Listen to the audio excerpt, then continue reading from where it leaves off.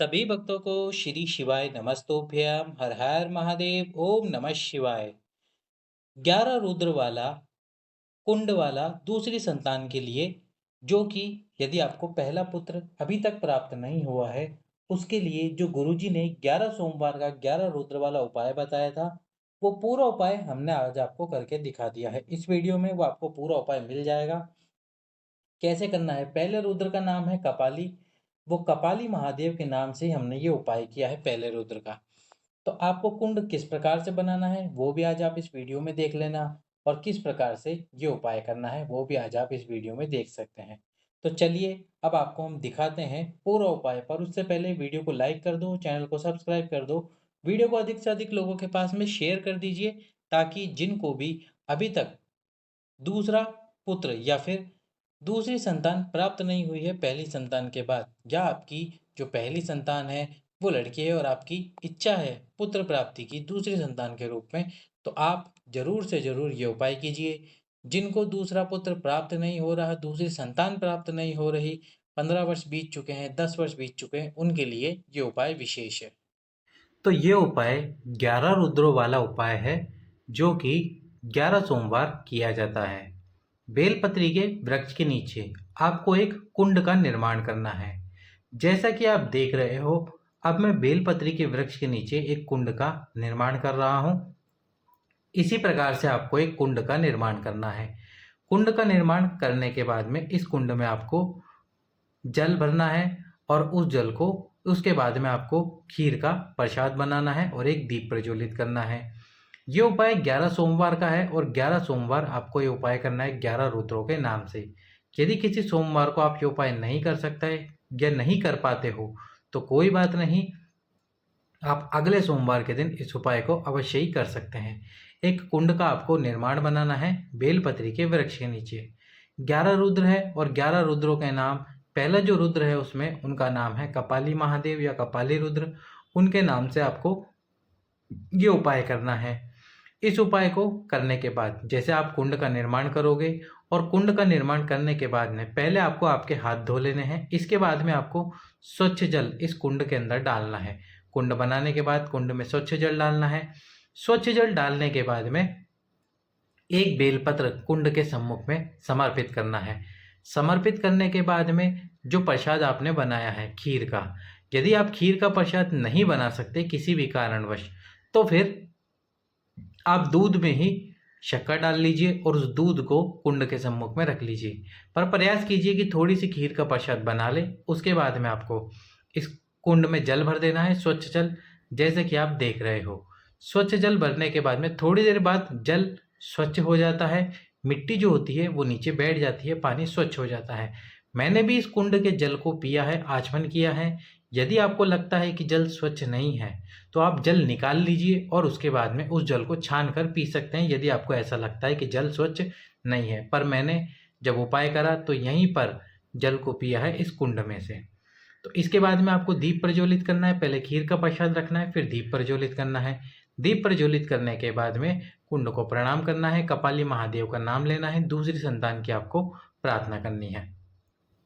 इसके बाद में खीर का प्रसाद उठा लेना है। जो बेलपत्र आपने समर्पित करा है उस बेलपत्र को आपको उठा लेना है। जो व्यक्ति उपाय कर रहा है, फिर वो पति कर रहा है या पत्नी कर रही है, उनको उस बेलपत्र को अपने साथ उठा लेना है कुंड पे समर्पित करने के बाद में, और उस बेलपत्र का आपको सेवन कर लेना है। वहीं पर बैठे बैठे कर सकते हो या अंदर घर में जाके कर सकते हो।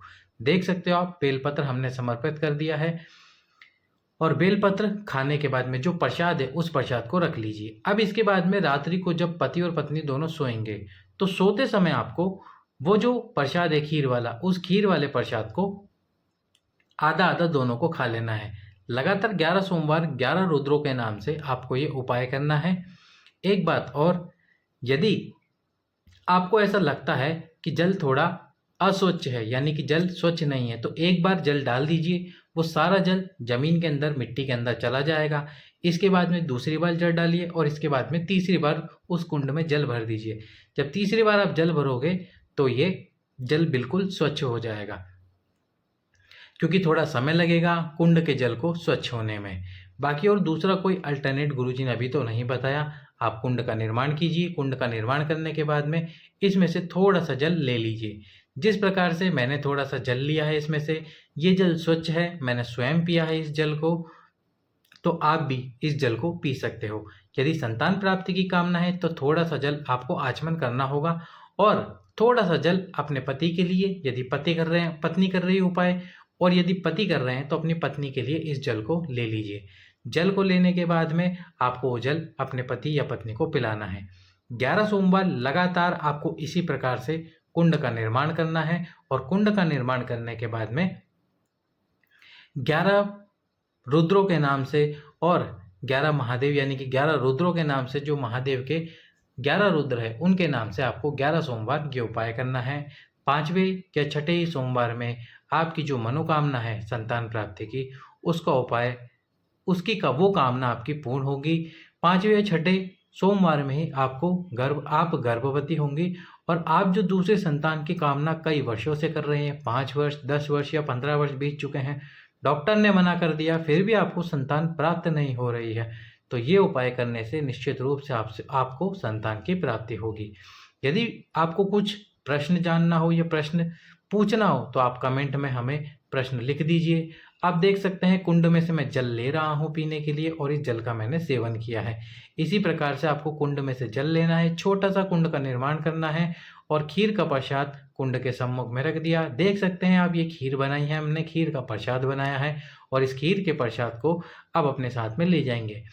बेलपत्र को आपको कुंड को स्पर्श कराना है। एक बार देख लीजिए वीडियो में किस प्रकार से आपको बेलपत्र को कुंड को स्पर्श कराना है और कुंड का जो जल है उसको भी बेलपत्र एक बार स्पर्श करा देना, कपाली रुद्र के नाम से या कपाली महादेव का स्मरण करते हुए। इसके बाद में आपको जो कुंड है उसको प्रणाम करना है, दोनों हाथों से प्रार्थना करनी है, जोली पसार कर प्रार्थना कीजिए। बेलपत्री के वृक्ष को प्रणाम कीजिए, बेलपत्री के वृक्ष को प्रणाम कर जोली पसार कर प्रार्थना कीजिए और प्रार्थना करते हुए आपकी मनोकामना को बोलिए। महादेव और कपाली रुद्र, यदि आप 11 सोमवार इस उपाय को करते हैं तो निश्चित रूप से आपको वो फल अवश्य ही प्राप्त होगा। कुंड का निर्माण अब आपने देख लिया है। वीडियो को लाइक करना, चैनल को सब्सक्राइब करना और वीडियो को अधिक से अधिक लोगों के पास में शेयर जरूर कर देना।